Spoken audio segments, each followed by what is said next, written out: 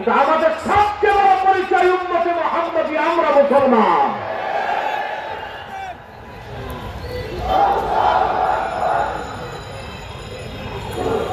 আমরা আদর্শ থেকে সরে যাচ্ছি। রাজনীতিটা এত বড় হয়ে গেল আমাদের কাছে যে আমাদের ন্যারেটিভ এবং বক্তব্য কোরআনের বিরুদ্ধে যায়।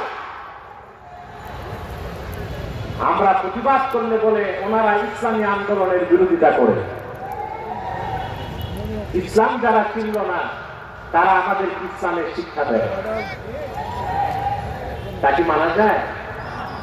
আমরা কারো শত্রু নই, আমরা মানুষের কল্যাণ চাই।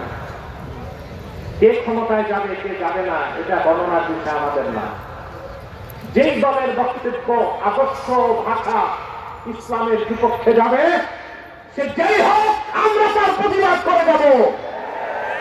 এটাই তাহরিকে খাসমের বাংলাদেশের অন্যতম নীতি।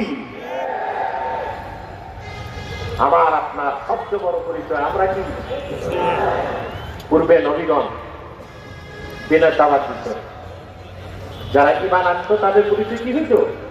মুসলিম। সুবহানাল্লাহ বলবেন না? আল্লাহ রাব্বুল আলামিন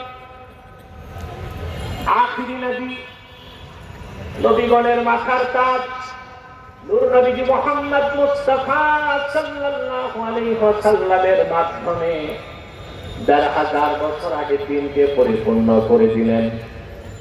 আর উম্মতে মুহাম্মাদের জন্য আল্লাহ তাআলা চূড়ান্ত পরিচয় নির্ধারণ করলেন।